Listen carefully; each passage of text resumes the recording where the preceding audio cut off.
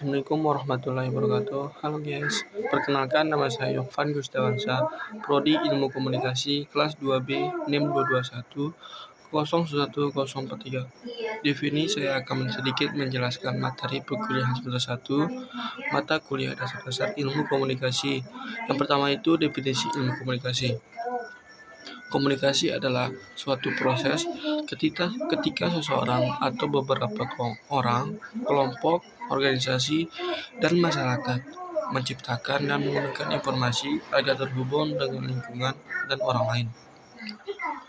Komunikasi dapat berbentuk verbal dan non-verbal.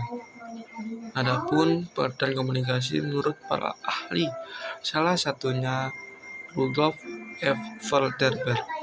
Komunikasi memiliki fungsi, yakni fungsi sosial dan fungsi pengambilan keputusan. Fungsi sosial bertujuan untuk kesenangan, menunjukkan ikatan, membangun dan memelihara hubungan dengan orang lain. Sedangkan fungsi pengambilan keputusan ialah memutuskan untuk melakukan atau tidak melakukan terhadap sesuatu pada saat tertentu. Yang kedua, teori ilmu komunikasi.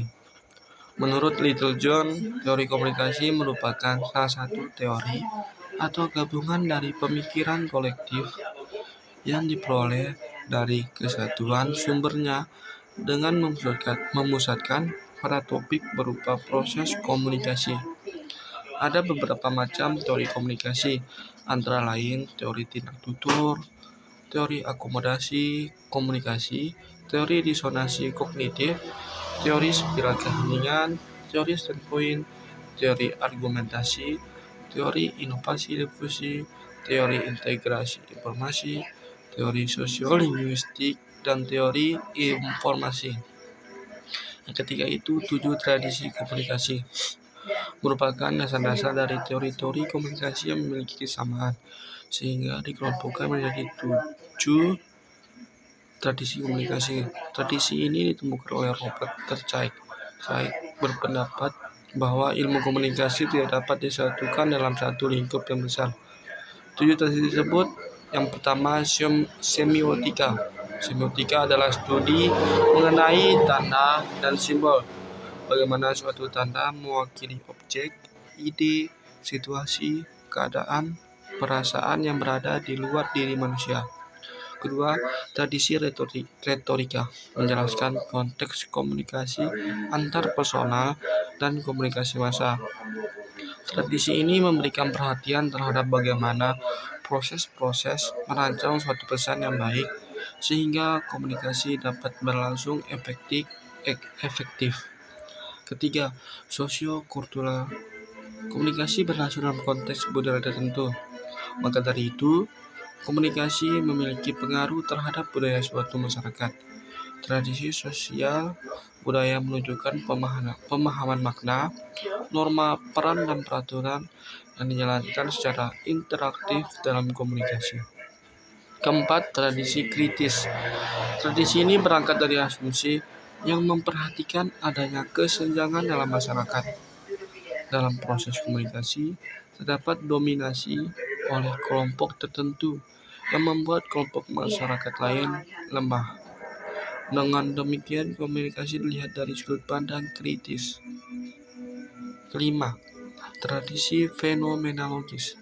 Tradisi fenomenologi mengamati kehidupan sehari-hari dalam suasana ilmiah. Tradisi ini menjelaskan bahwa setiap orang memiliki makna dan nilai-nilai yang dianut oleh dirinya berdasarkan pengalaman pribadinya. Keenam, tradisi sibernetika. Tradisi ini berkaitan dengan pembuatan keputusan. Tradisi sibernetika berasal dari teori sistem yang menyatakan bahwa suatu hubungan yang saling menggantungkan dalam unsur atau komponen yang ada dalam sistem. Tradisi sibernetik menjelaskan komunikasi sebagai sebuah sistem kontrol. Dan yang terakhir, yaitu tradisi sosiologi atau psikologi sosial, merupakan tradisi komunikasi yang memperhatikan pentingnya interaksi yang memengaruhi proses mental dari diri individu. Aktivitas komunikasi merupakan salah satu fenomena psikologi sosial seperti pengaruh media massa, propaganda, atau komunikasi antar personal lain. Mungkin sekian penjelasan singkat dari saya tentang materi semester 1 perkuliahan asal komunikasi.